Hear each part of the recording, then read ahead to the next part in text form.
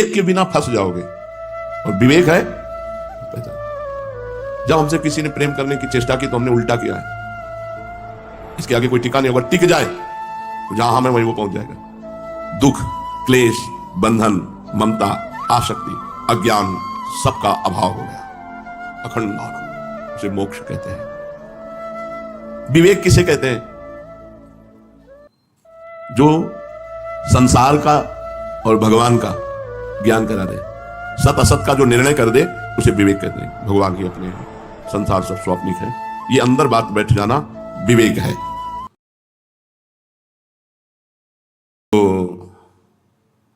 उपासक नित्य निरंतर सच्चिदानंद भगवान में स्थित है, वही सबसे बड़ा योगी है, वही सच्चा योगी है। अब ये देखना चाहिए, नित्य निरंतर वही सच्चा योगी है। तेषाम सतत युक्ता नाम भजताम प्रीति पूर्वकम ददामि बुद्धि योगम तम ये न मामुपयांति ते। इसके आगे कुछ नहीं। सबसे बड़ा योग, ज्ञानियों से भी बढ़कर, तपस्वियों से भी बढ़कर और कर्म योगियों से भी बढ़कर के भगवान ने अपने परम प्रेमी भक्त को बताया है। हर समय भगवान का चिंतन, संसार का चिंतन असहनीय हो जाए, संसार का चिंतन अच्छा न लगे, हर समय नाम जब चल रहा है, भगवान के रूप का चिंतन, भगवान की लीलाओं का चिंतन, सच्चा योग है।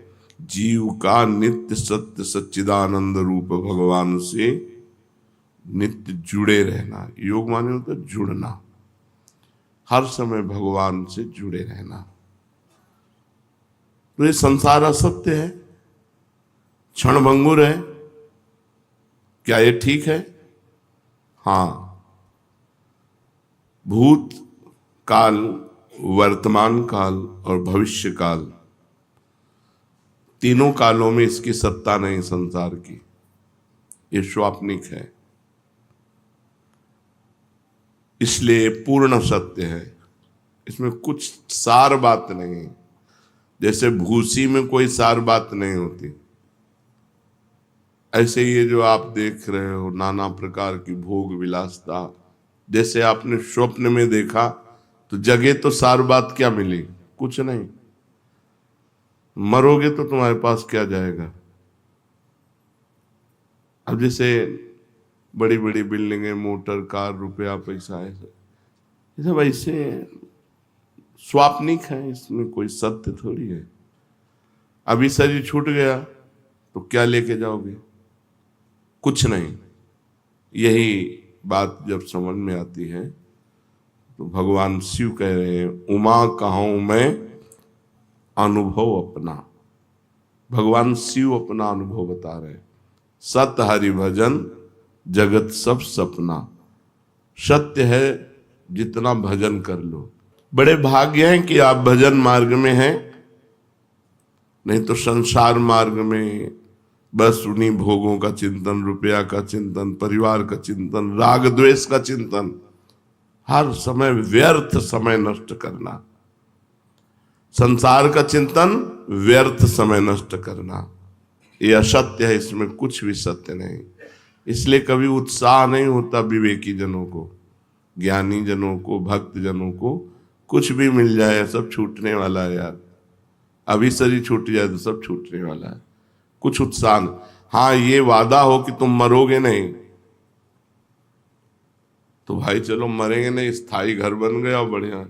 अब घर बन के पुत के तैयार हुआ और प्रवेश उनका हुआ ही नहीं, घर यहीं पड़ा रहा। ये बड़ा झूठा है। उमा कहूं मैं अनुभव अपना, सत हरि भजन जगत सब सपना। वही विवेकी है जो भजन कर ले जाए, नहीं आकर्षण या इतने में ही संतोष कर लेते कि बढ़िया खाने पीने को मिल रहा है, मौत से जिंदगी कट रही। नहीं, जिंदगी काटने नहीं आए हम, जिंदगी में कुछ करने आए हैं। क्या करने आए हैं? उन्नति। कौन सी उन्नति? जो परिणाम में उन्नति हो। मान लो आप यहां बहुत बड़े पद पर चले गए और मृत्यु हो गई तो पद भी गया। हमको वो बात पकड़नी है जो मृत्यु के बाद हमें मिले। मृत्यु के पहले तो सब झूठा है। शरीर छूटने में सब छूट जाएगा तो सब झूठा है। मृत्यु के बाद आपका कर्म आपके साथ जाएगा। अच्छा कर्म, बुरा कर्म या भजन।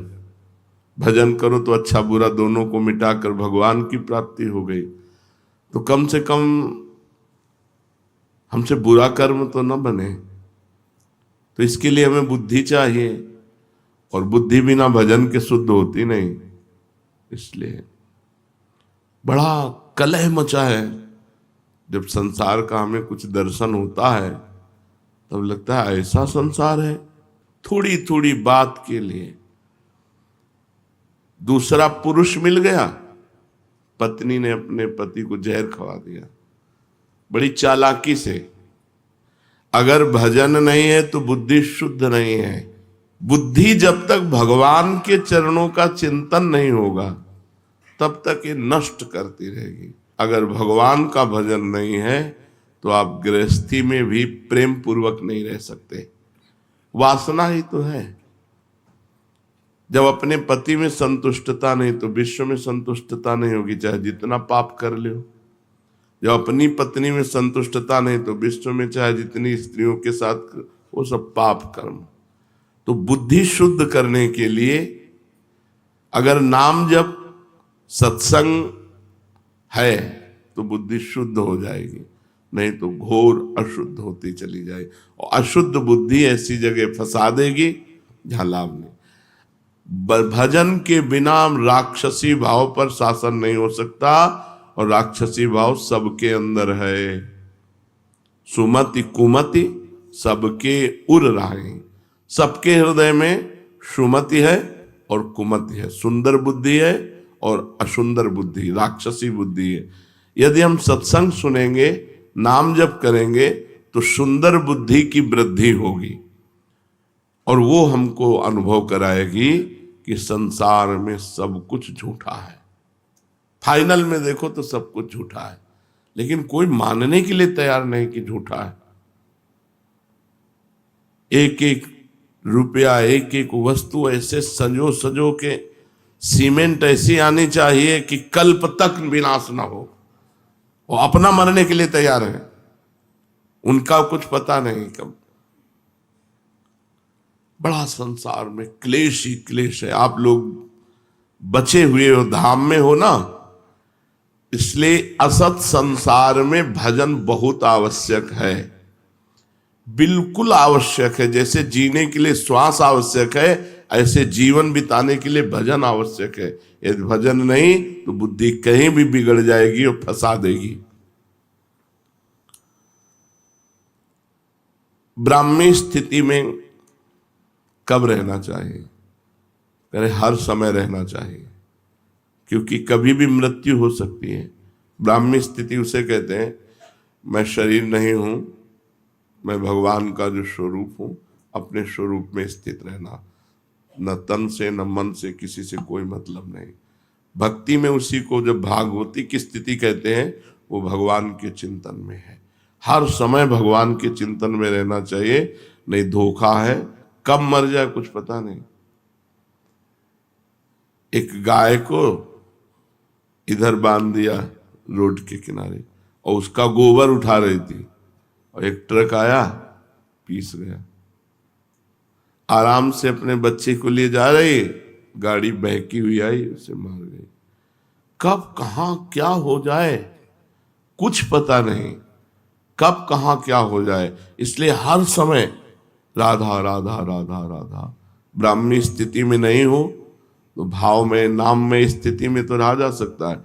डरो इस बात से कि तुम्हें मरना है, और मरना है अगर भजन नहीं हुआ तो देखो जीवों के साथ कैसा व्यवहार कर रहे हैं। बकरा, मुर्गा, गाय, भैंस, ऊंट, कुत्ता, कुछ नहीं बच रहा इन राक्षसों के आगे। ऐसी राक्षसी बुद्धि बन गई है कुछ नहीं बचा। धीरे धीरे अपने देश में सब बाहरी हवाएं आ रही। अब बताओ, अगर हम बकरा बन गए और जिंदा जलाया जाता है, स्वादिष्ट मांस बनाने के लिए पैर ऊपर बांध दिए गए और नीचे से आग लगा दी गई, वो तड़प तड़प के मरता है। बनना है बकरा, चुपचाप भजन करो, नहीं बकरा बकरी बनोगे। बहुत बहुत दुर्दशा है। हम कभी कभी एकांत में इस बात से कि अरे लोग जान क्यों नहीं रहे कि किस लिए आए, अरे भजन कर लेने, अगला जो होने वाला है उसमें आप कुछ नहीं कर सकते। जैसे पशु पक्षी अन्य योनियों में गए, कुछ नहीं कर सकते। कबूतर चुन रहा है, बिल्ली दौड़ के आई, पकड़ा, एक एक पंख उखाड़ के छील के खा गया। कितना भयानक पीड़ा होती है मृत्यु के समय। वो जब जीवों को देखो, स्कूटी में जा रहे हैं, एक्सीडेंट हुआ, आते निकल के बाहर निकल के पड़ गई रोड में। बहुत विचित्र। डरो कि इस संसार में अगर भगवान का आश्रय नहीं है तो तुम कहीं ना कहीं फंस जाओगे, कहीं ना कहीं तुम पिट जाओगे, कहीं ना कहीं तुम्हारी दुर्गति हो जाएगी। इसलिए हर समय नाम जप करते रहो। ये दैवी संपदा और आसुरी संपदा कहाँ रहती है? बोले चित्त में रहती है। जो चित्त वासुदेव का चिंतन करता रहता है, चित्त के अधिष्ठात्र देवता भगवान वासुदेव है, उसमें दैवी संपदा वास करती है। और जो चित्त संसार का चिंतन करता रहता है, उसमें आसुरी संपदा वास करती है।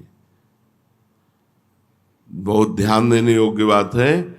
चित्त का चिंतन नहीं छूटना चाहिए भगवान का। अगर चित्त का भगवान से चिंतन है तो दैवी संपदा जागृत हो जाएगी, और अगर संसार का चिंतन है तो आसुरी संपदा। आज प्रायः लोग प्रश्न करते हैं, बहुत उद्वेगित हैं, चिंतित हैं, अशांत हैं, परेशान हैं। क्यों? क्योंकि संसार का चिंतन हो रहा है। देखो, 6 घंटा नींद में सोते हो तो कितना अच्छा लगता है, क्योंकि संसार का चिंतन नहीं होता। अगर जागृत में 6 घंटा संसार का चिंतन छोड़कर भगवान का चिंतन करो तो परमानंद में डूब जाओगे। संसार का चिंतन ही आसुरी संपदा है, भगवान का चिंतन ही दैवी संपदा है। सारे सद्गुण उसके हृदय में आ जाते हैं जो भगवान का चिंतन करता है। ये आसुरी संपदा और दैवी संपदा दोनों चित्त में रहती हैं। अगर चिंतन भगवान का अधिक तो दैवी संपदा जागृत हो जाएगी, चिंतन संसार का अधिक तो आसुरी संपदा जागृत हो जाएगी। बंधन और मोक्ष क्या है? संसार के प्राणी पदार्थों का चिंतन करना ही बंधन है और भगवान का चिंतन करना मोक्ष है। तुम भजन कर रहे हो, अभी मुक्त हो, हर समय भजन करो। लोग शरीर सुख के लिए परेशान हैं, और शरीर का सुख त्यागने से आनंद प्राप्त होता है, और शरीर सुख में आनंद प्राप्त करना चाहते, बस यही परेशानी। जीते जीते सब आंखें खराब हो रही, कान खराब हो रहे, पता नहीं क्या क्या। अब तो बड़ी विचित्र समस्याएं हैं। हम सच्ची कहते हैं, हर समय मन इस बात से व्याकुल रहता है कि ये लोग जाने यार काहे को परेशान हो रहे हैं, किसमें समय बर्बाद कर रहे हैं। सबको समझना चाहिए हम आए किस लिए। एकमात्र केवल भगवान की चर्चा, भगवान का चिंतन करते हुए, सांसारिक कार्य करते हुए। बंधन क्या है? संसार का चिंतन। मोक्ष क्या है? भगवान का चिंतन। संसार के प्राणी पदार्थ में ममता ही बंधन है, और भगवान के चरणों में ममता मोक्ष है। तो ममताहीन कैसे बने? क्योंकि ममता शरीर में है, शरीर के संबंधियों में है, भोगों में है। कैसे ममता हटे? खूब सत्संग सुनो और भगवान का चिंतन करो, इसी से ममता चली जाएगी। सबकी ममता ताग बटोरी, मम पद मने बांध बर डोरी। भगवान की यदि चर्चा सुनोगे तो सब झूठा लगने लगता है। हम आपको सच्ची कहते हैं, आज तक हमें कभी ये नहीं दिखाई दिया कि ये हमें प्यार करता है। जहां कहीं लगा तो उत्तर में हमने देखा कि वो अपने लिए हमें प्यार करता है, हमारे लिए हमें प्यार नहीं करता। जैसे बहुत रोना धोना कोई करे, बहुत प्यार दिखा रहा, तो मन कहता है आपको प्यार करता है, तो भगवान कहते हैं रुको हम परीक्षा लेते हैं। और जहां उसके प्रतिकूल थोड़ी सी बात हुई, बस उसका चेहरा सामने आ गया, अरे ये तो हमारे, अच्छा ये प्यार था, बस समझ में प्यार नहीं। वो अपने लिए हमसे प्यार कर रहा है, हमारे लिए सिर्फ हमारे भगवान प्यार करते हैं, हमारी प्रिया जो प्यार करती है, सब अपने लिए प्यार करता है। आपके लिए बहुत बढ़िया जूता लाए हैं, क्योंकि आप जूता पहनेंगे तो हमें पुण्य होगा, हमारे पाप नष्ट होंगे, हमारा मंगल होगा। तो हमें प्यार से जूता थोड़े पहना रहा है, व्यापार से जूता पहना रहा है। मेरे प्रभु के पैरों में कहीं कुछ लग न जाए, वो भाव ला करके, कहीं एक सुकृत की बात ही नहीं आई कि पुण्य मुझे कोई लाभ मिलेगा, बात ही नहीं आई, ऐसा कोई नहीं। वो तो केवल भगवान ही है। आज तक हमें समझ, हमको सब नाटक लगता है। जब कोई, बहुत बार देखा है, बहुत बार, हजारों बार, लाखों बार देखा है। अब बचपन से बाबा जी तो कोई तुम्हें थोड़ी श्रद्धा कर रहे हो, लाखों श्रद्धालु मिले, लाखों, ऐसे कि आप देखते रह जाओ कि क्या श्रद्धा है। पर अपने पास ऐसी छुरी रही है कि जहां परखी लगाई और देखा कनेक्शन गलत, तो छुरी से काट दिया। तुम विवेक के बिना फंस जाओगे, और विवेक है पहचान। जब हमसे किसी ने प्रेम करने की चेष्टा की तो हमने उल्टा किया है, इसके आगे कोई टिका नहीं होगा। टिक जाए तो जहां हम है वहीं वो पहुंच जाएगा, टिक जाए। केवल कोई विरला प्यार करने वाला मिलेगा। जैसे संदीपनी जी अपने गुरु को प्यार किए, वो दंडता करते, मारते पीटते, सब करते, पागल वाला रोल करते, सब भग गए, वही केवल। तो उन्होंने पूछा कि बेटा तुम क्यों नहीं गए? तो उनका गुरुदेव आपको स्नान कौन कराता, आपको भोजन कौन कराता, भिक्षा मांग के ला के आपको भोजन, तो हमने आपके साथ उपद्रव नहीं किया। बोले किया गुरुदेव। तो बोले बुरा नहीं लगा? बोले मेरा कुछ है नहीं गुरुदेव, ये शरीर तो आपका है, सब कुछ आपका है। उनके आंसू भर आए और कहा बेटा मैं आशीर्वाद देता हूं, जगत गुरु तुम्हारा शिष्य बनेगा आगे। तो संदीपनी जी ऊंचे आसन में बैठते और भगवान द्वारिकाधीश नीचे बैठते। भगवान श्री कृष्ण उनके शिष्य हुए। ममता गुरु चरणों में या इष्ट में जब खूब सत्संग सुनोगे, खूब नाम जप करोगे और भगवान से प्रार्थना करो कि हमारी ममता को आप घसीट लीजिए, अपने चरणों में लगा लीजिए। ये ममता ही तो जहर है। इन सब संबंधों में ये आसक्ति ममता ही जहर है। ममता निकल जाए, जहर निकल जाए, फिर व्यवहार करो, कोई परेशानी नहीं। अब हमें, आपको सच्चे कहते हैं, जैसे लाखों लोग मिलते हैं सब ऐसे, हमें थोड़ी लगता है कि हमारे लिए मिलते हैं, सब अपने लिए मिलते हैं। विवेक ऐसा प्रवीण है वो हाँ भाई क्या है, कृपा कर दो, किस लिए? कोई कुछ बात, कोई कुछ बात, कोई तो अपनी बात के लिए तो रो रहा है, वो हमारे लिए थोड़ा रहा। जैसे कोई रो के आए तो क्यों रो रहे हो? भगवान आपको स्वस्थ रखे, श्री जी आपको दर्शन दे, श्री जी आपको दुलार करें, ये हम चाहते हैं। तो समझ में आया ये बात। ये तो कोई नहीं कहेगा। अगर ये कहेगा कि आप जब चले जाओगे तो हमारा क्या होगा, वो अपने लिए रो रहा है।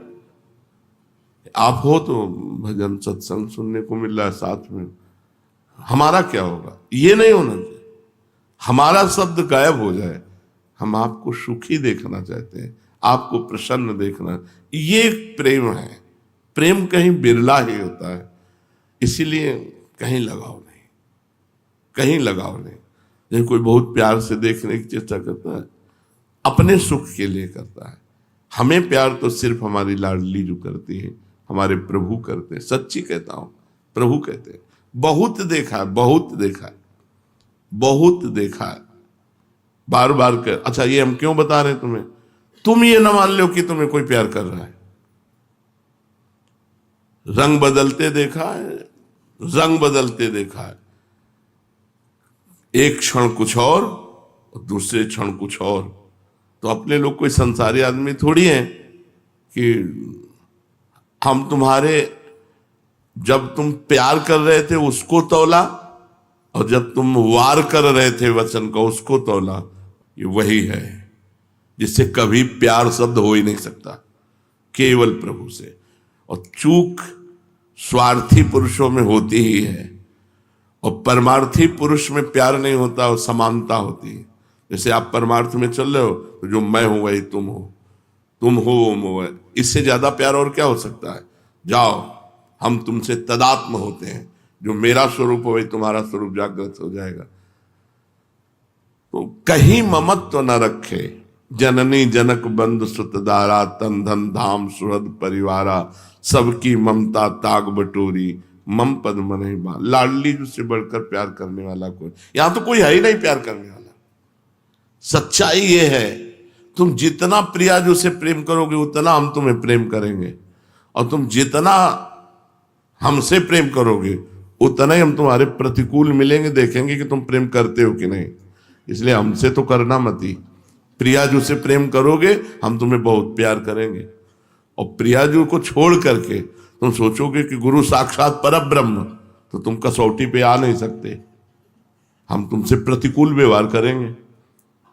इसीलिए बहुत बचा के हम रहते हैं। कोई ऐसा नहीं है कि जिसको बहुत, और जो बहुत नजदीक है उनकी धज्जियां उड़ती रहती हैं। तुम क्या समझते हो? बहुत सौभाग्यशाली जो सेवा में रहते हैं, उनसे एकांत में पूछो कि तुम सौभाग्यशाली हो क्या? ऐसे कांपते रहते हैं। ममता कहीं नहीं रखनी प्यारे, बस ये सत्संग की सार बातें इस समय हुआ करती हैं। ममता कहीं नहीं रखनी, सब में भगवान का भाव रखकर। केवल नाटक है, यहां कोई प्यार नहीं करता, कोई प्यार नहीं करता। प्यार का मतलब होता है आपके लिए, ऐसा केवल प्रभु करेंगे अपने लिए। आप मेरे अनुकूल हैं इसलिए मैं आप, और प्रतिकूल जब हो, बहुत तरह की प्रतिकूलता होती है। आप हमें खूब सेवा कर रहे हो, हम इनको माला पहना रहे हैं, इनकी तरफ देख रहे हैं, इनको दुलार कर रहे हैं, और तुमको दकार है, फिर भी आपका प्यार कि हम तो आपसे प्यार करते हैं, हमारे साथ क्या व्यवहार करते हो हमको इससे थोड़ी लेना देना, हम आपसे प्यार कर। ये केवल भगवान और भगवान के प्रेमी भक्तों में बात मिलेगी, अन्यत्र नहीं। इसलिए अपने जीवन में किसी से प्यार ना करें, किसी से ममता ना करें, नहीं तो हम संसार में फंस जाएंगे। हिरन में ममता कर ली, प्यार कर लिया तो अगला जन्म हिरन का हुआ।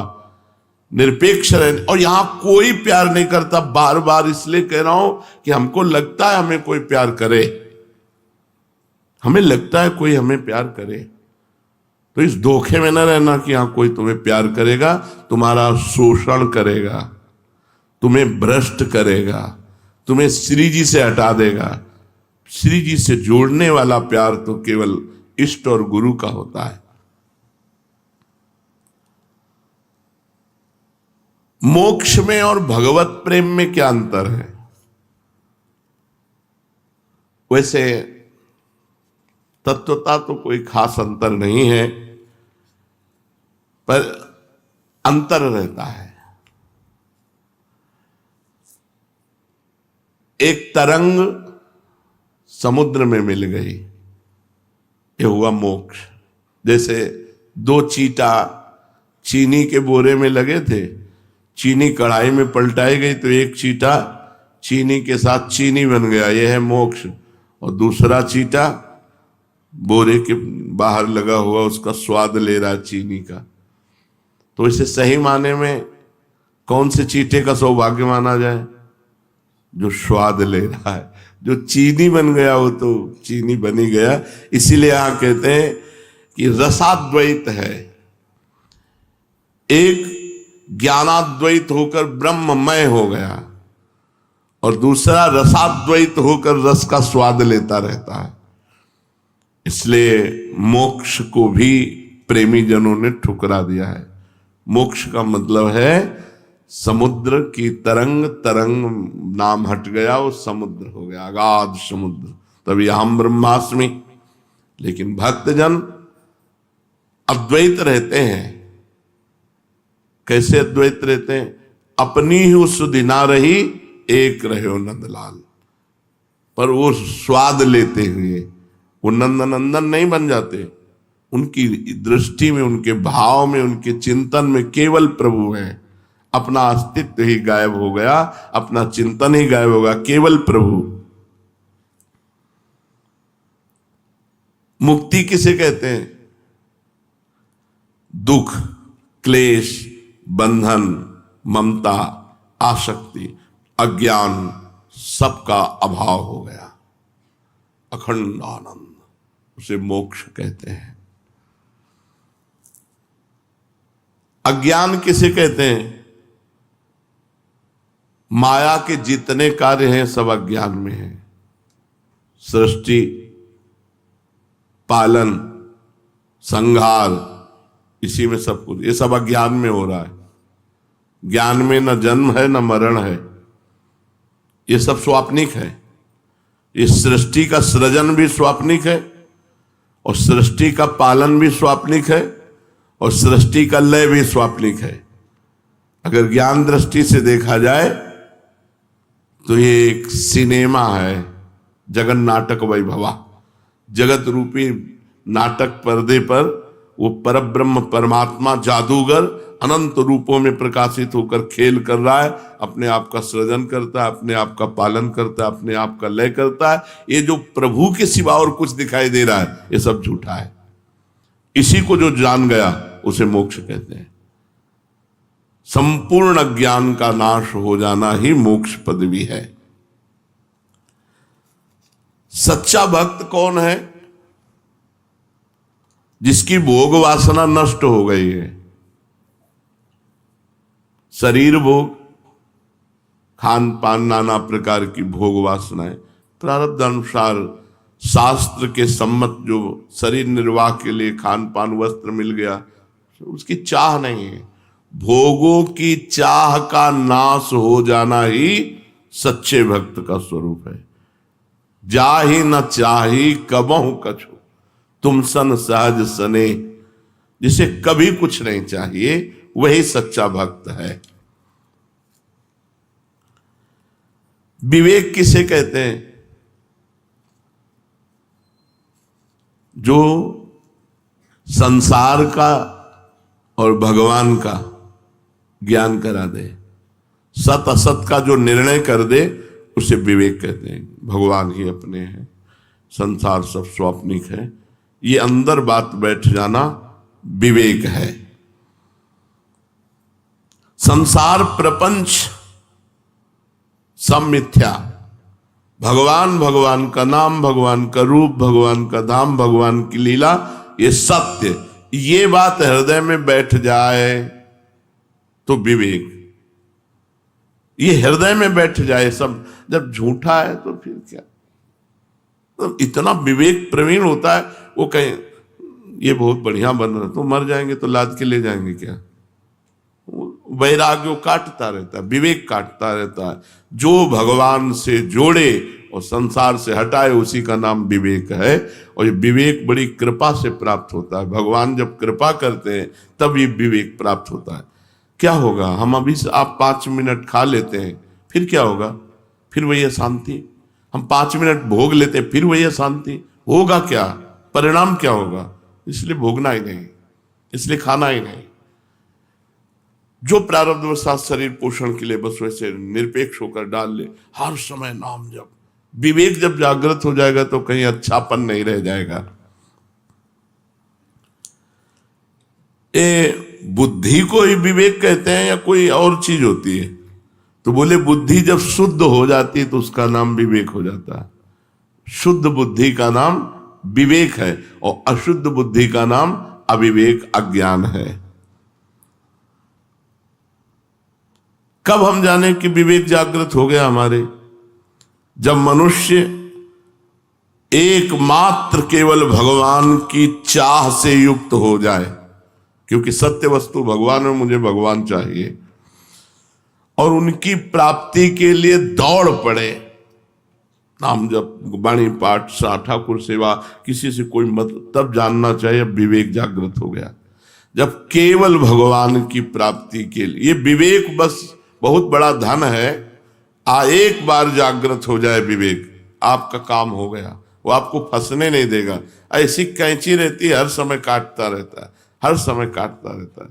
बहुत बहुत कृपालु भगवान कृपा करते हैं तब विवेक होता, पर ये बिना सत्संग के होता नहीं है। बिन सत्संग विवेक न होई, राम कृपा बिन सुलभ न सोई, होए विवेक मोह ब्रह्मभागा।